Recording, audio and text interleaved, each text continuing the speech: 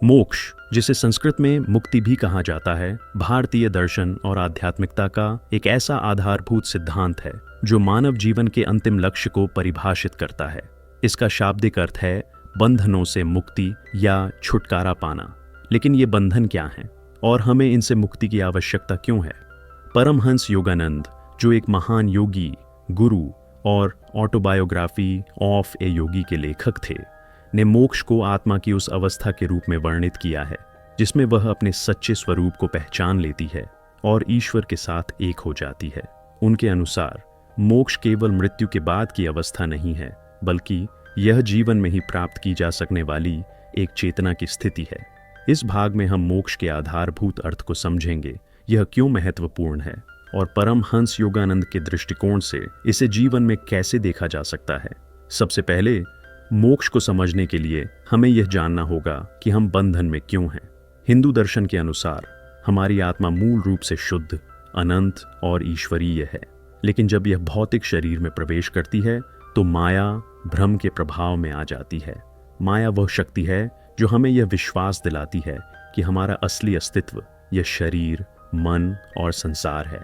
परमहंस योगानंद कहते हैं कि यह माया ही वह जाल है जो हमें सत्य से दूर रखता है। हमारी इंद्रियां, इच्छाएं और अहंकार हमें इस भौतिक संसार में बांधे रखते हैं और हम जन्म मृत्यु के चक्र, संन्यास में फंसे रहते हैं।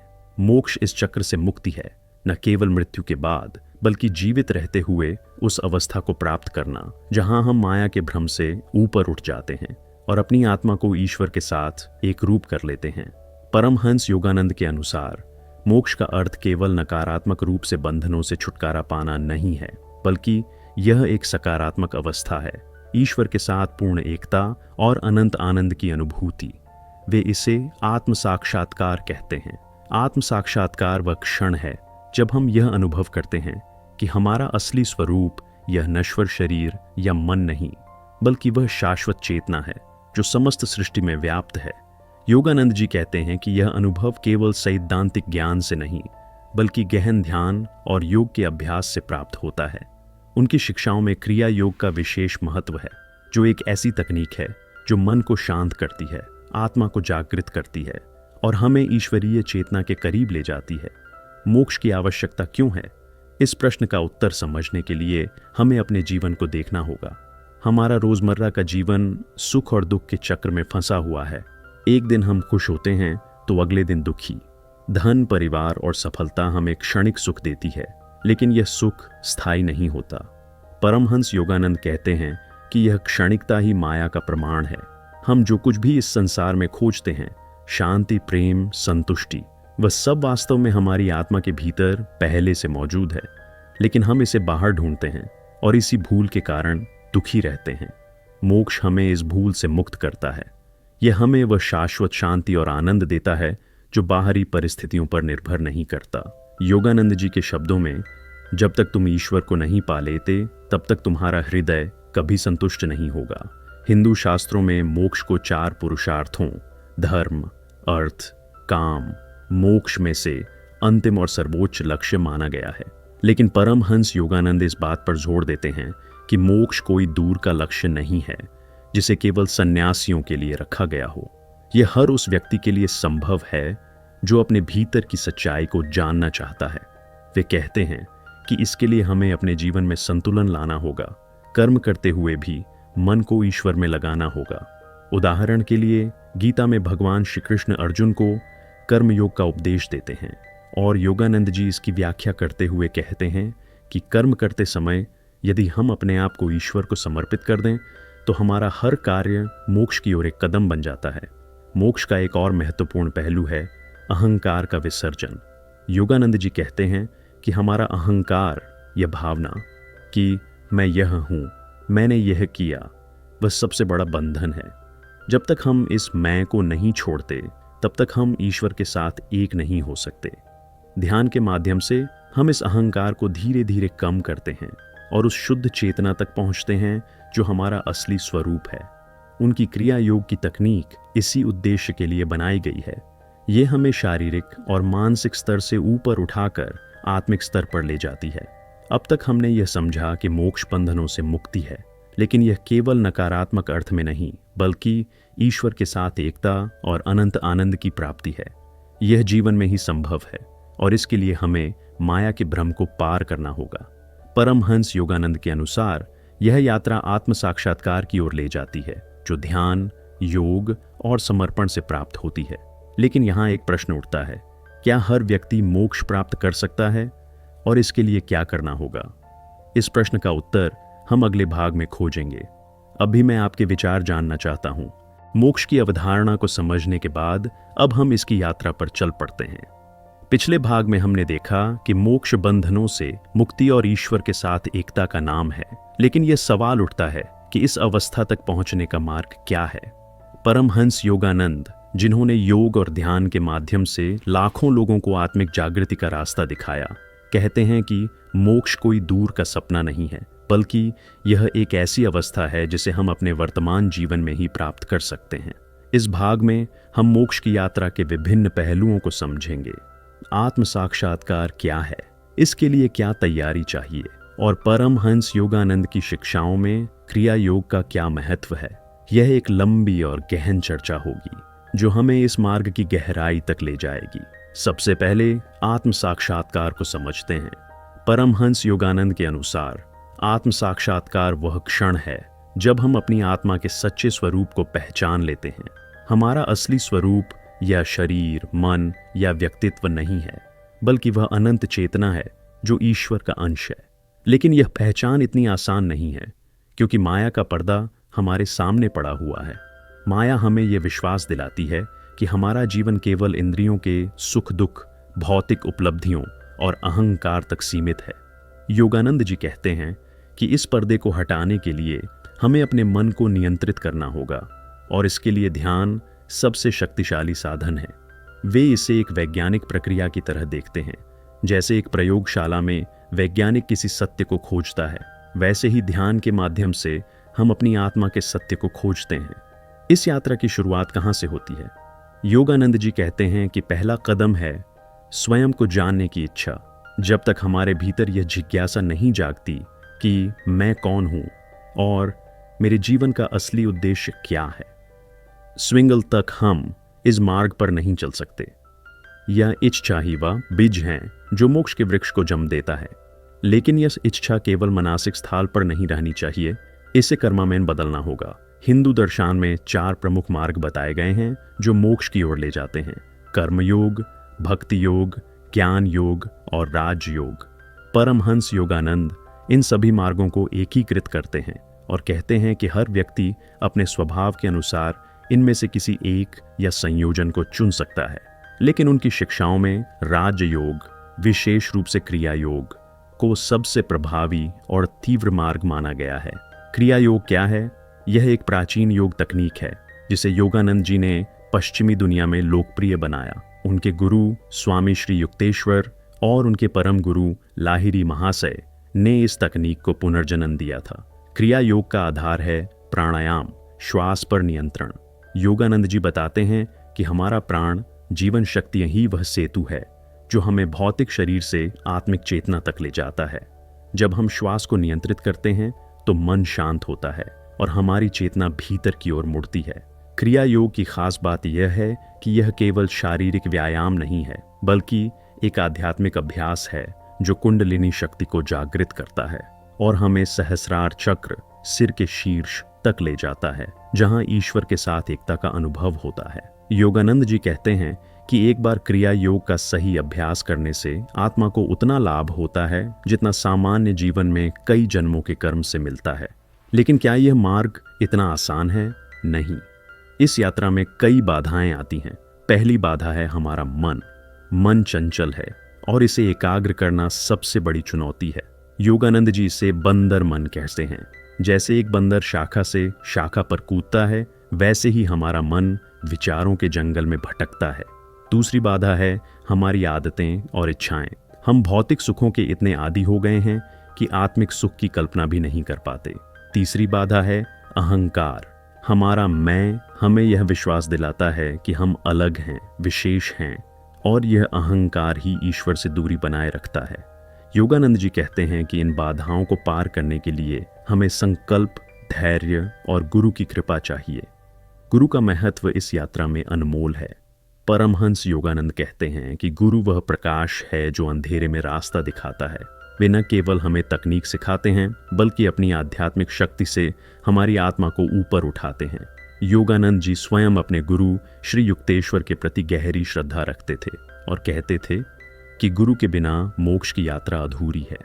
लेकिन वे यह भी कहते हैं कि गुरु का आशीर्वाद तभी काम करता है जब हम स्वयं प्रयास करें। यह एक संयुक्त यात्रा है।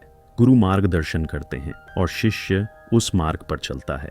इस मार्ग पर चलते समय हमें अपने दैनिक जीवन में भी बदलाव लाना होगा। योगानंद जी कहते हैं कि मोक्ष का अर्थ यह नहीं कि हम संसार को छोड़ दें, बल्कि यह कि हम संसार में रहते हुए भी उससे ऊपर उठें। इसके लिए हमें संतुलन बनाना होगा।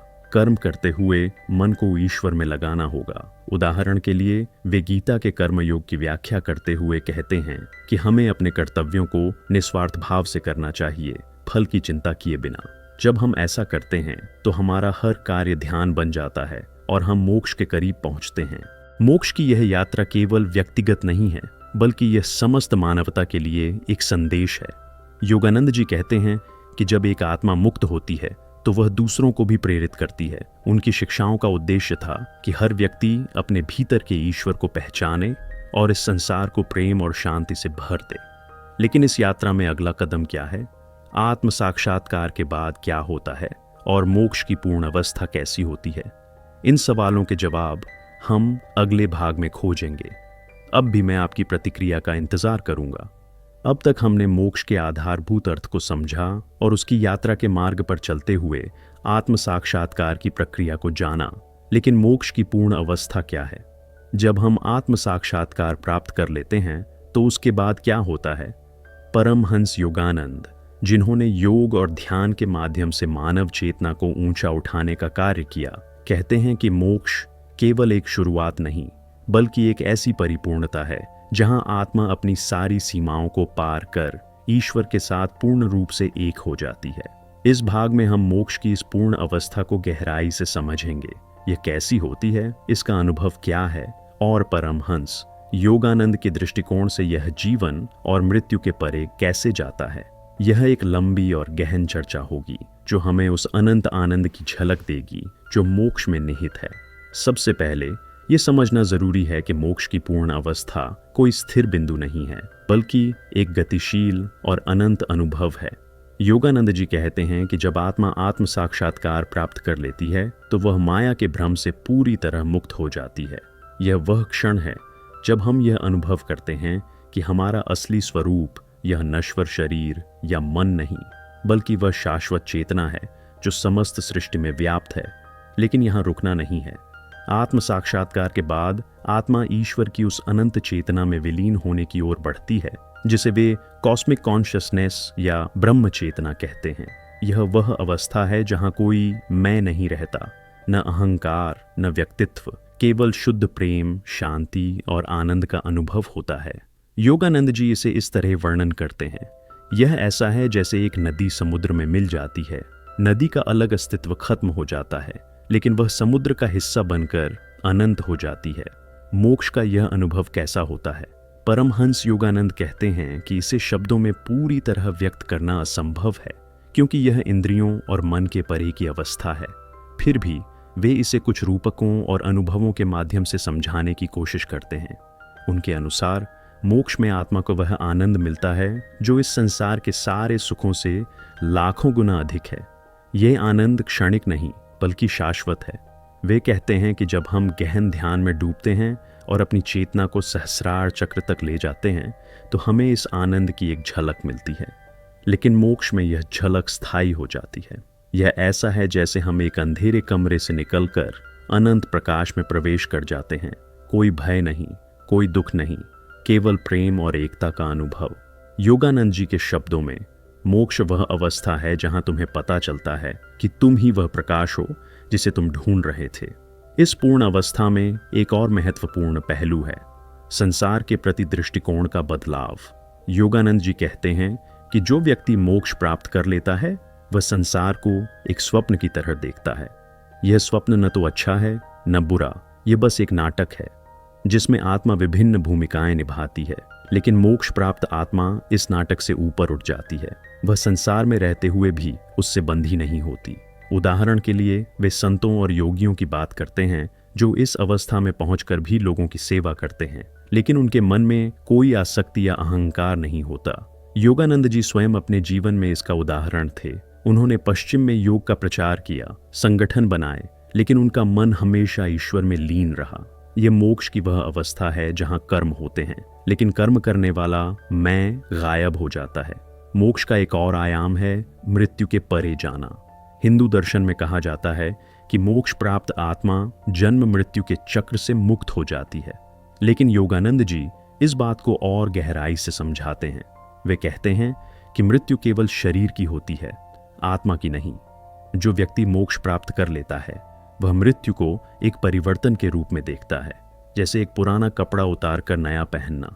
उनके लिए मृत्यु कोई अंत नहीं, बल्कि ईश्वर के साथ पूर्ण एकता का द्वार है। योगानंद जी ने अपने जीवन के अंतिम क्षणों में भी यह दिखाया। उनकी मृत्यु या महासमाधि के बाद भी उनके शरीर में कोई क्षय नहीं हुआ, जो उनकी आत्मिक शक्ति का प्रमाण था। वे कहते हैं कि मोक्ष प्राप्त आत्मा मृत्यु के बाद भी अपनी चेतना को बनाए रखती है और ईश्वर की सेवा में लगी रहती है, चाहे वह सूक्ष्म लोकों में हो या दूसरों को मार्गदर्शन देने के लिए। लेकिन क्या मोक्ष केवल व्यक्तिगत मुक्ति है? योगानंद जी कहते हैं कि नहीं। मोक्ष प्राप्त आत्मा का प्रभाव समस्त सृष्टि पर पड़ता है। वे इसे विश्व चेतना से जोड़ते हैं। उनके अनुसार जब एक आत्मा मुक्त होती है तो वह दूसरों के लिए प्रेरणा बनती है और सूक्ष्म रूप से मानवता की चेतना को ऊंचा उठाती है। यही कारण है कि वे अपने जीवन में सभी को आत्म साक्षात्कार का मार्ग सिखाने के लिए समर्पित रहे। उनकी शिक्षाओं में यह संदेश बार बार आता है कि मोक्ष केवल अपने लिए नहीं, बल्कि संसार के कल्याण के लिए भी है। यह एक ऐसी अवस्था है जहां प्रेम और करुणा स्वाभाविक रूप से प्रवाहित होती है, बिना किसी प्रयास के। मोक्ष की इस पूर्ण अवस्था को प्राप्त करने के लिए क्या चाहिए? योगानंद जी कहते हैं कि यह निरंतर अभ्यास, समर्पण और ईश्वर की कृपा का संयोजन है। क्रिया योग, भक्ति और निस्वार्थ कर्म इस मार्ग को आसान बनाते हैं, लेकिन सबसे महत्वपूर्ण है वह आंतरिक आग, ईश्वर को पाने की तीव्र इच्छा। वे कहते हैं, जब तुम्हारा हृदय ईश्वर के लिए रोता है, जैसे एक बच्चा अपनी माँ के लिए रोता है, तो ईश्वर तुम्हें अपने आलिंगन में ले लेता है। यह वह क्षण है जब मोक्ष का द्वार खुलता है। लेकिन क्या हर कोई इस अवस्था को प्राप्त कर सकता है, और क्या इसके बाद कुछ और शेष रहता है? इन सवालों के जवाब हम अगले और अंतिम भाग में खोजेंगे। अब भी मैं आपकी प्रतिक्रिया का इंतजार करूंगा। अब हम मोक्ष की यात्रा के अंतिम पड़ाव पर पहुंच गए हैं। पिछले 3 भागों में हमने मोक्ष के आधारभूत अर्थ, उसकी यात्रा और उसकी पूर्ण अवस्था को समझा। लेकिन यह सवाल बाकी है कि मोक्ष का असली सार क्या है और इसे अपने दैनिक जीवन में कैसे एकीकृत किया जा सकता है। परमहंस योगानंद, जिन्होंने योग और आत्म साक्षात्कार के माध्यम से मानवता को ईश्वर के करीब लाने का कार्य किया, कहते हैं कि मोक्ष केवल एक दार्शनिक अवधारणा या मृत्यु के बाद की अवस्था नहीं है। ये एक जीवंत सत्य है जिसे हम अभी और यहीं अनुभव कर सकते हैं। इस अंतिम भाग में हम मोक्ष के सार को गहराई से जानेंगे।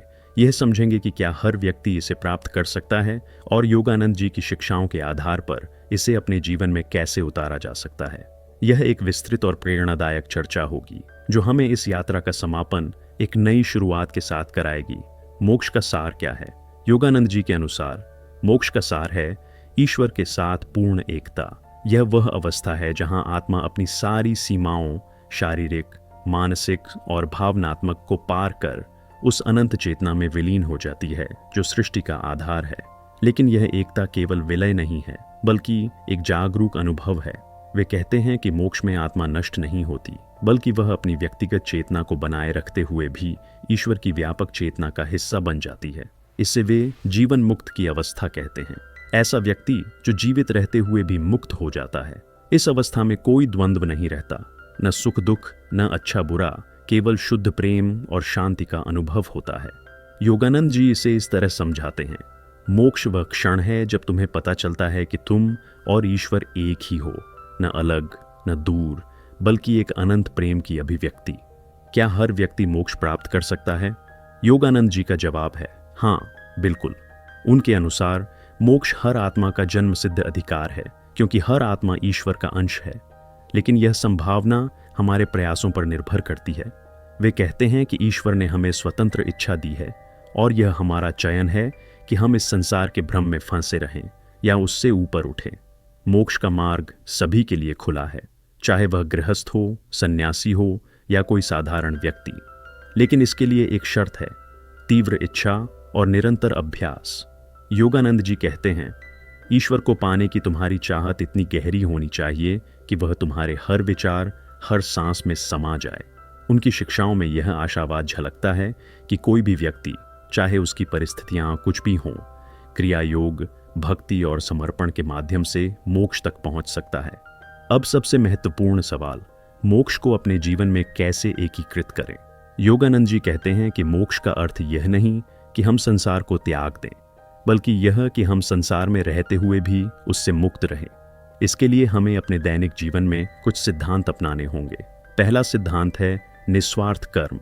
गीता के कर्मयोग से प्रेरित होकर वे कहते हैं कि हमें अपने कर्तव्यों को पूरी लगन से करना चाहिए, लेकिन फल की इच्छा छोड़ देनी चाहिए। जब हम ऐसा करते हैं तो हमारा हर कार्य ईश्वर को समर्पित हो जाता है और हमारा मन शुद्ध होता है। दूसरा सिद्धांत है नियमित ध्यान। योगानंद जी क्रिया योग पर विशेष जोर देते हैं, लेकिन वे यह भी कहते हैं कि हर दिन कुछ समय ईश्वर के चिंतन में बिताना जरूरी है। ध्यान हमें उस शांति तक ले जाता है जो मोक्ष का आधार है। तीसरा सिद्धांत है भक्ति और समर्पण। वे कहते हैं कि ईश्वर के प्रति प्रेम और विश्वास हमें उसकी कृपा तक पहुंचाता है और यह कृपा ही मोक्ष का द्वार खोलती है। योगानंद जी यह भी सिखाते हैं कि हमें अपने जीवन में संतुलन बनाना होगा। उदाहरण के लिए वे कहते हैं कि हमें अपने परिवार, काम और सामाजिक जिम्मेदारियों को निभाना चाहिए, लेकिन मन को हमेशा ईश्वर में लगाए रखना चाहिए। वे इसे संसार में रहते हुए सन्यासी बनना कहते हैं। इसका मतलब है कि हम बाहर से सामान्य जीवन जिएं, लेकिन भीतर से मुक्त रहें। वे अपने शिष्यों को प्रेरित करते थे कि वे हर परिस्थिति में ईश्वर को याद करें, खुशी में उसका धन्यवाद दें, दुख में उससे शक्ति मांगें। इस तरह हमारा हर क्षण मोक्ष की ओर एक कदम बन जाता है। उनकी एक प्रसिद्ध उक्ति है, ईश्वर को अपने जीवन का केंद्र बनाओ और बाकी सब अपने आप संतुलित हो जाएगा। मोक्ष का एकीकरण केवल व्यक्तिगत स्तर पर ही नहीं, बल्कि सामाजिक स्तर पर भी महत्वपूर्ण है। योगानंद जी कहते हैं कि जो व्यक्ति मोक्ष की ओर बढ़ता है वह स्वाभाविक रूप से दूसरों के लिए प्रेरणा बनता है। उनका जीवन प्रेम, करुणा और सेवा से भर जाता है। वे चाहते थे कि उनकी शिक्षाएं केवल व्यक्तिगत मुक्ति तक सीमित न रहें, बल्कि विश्व शांति और एकता का आधार बने। यही कारण है कि उन्होंने सेल्फ रियलाइजेशन फेलोशिप की स्थापना की, ताकि लोग एक साथ मिलकर इस मार्ग पर चल सकें।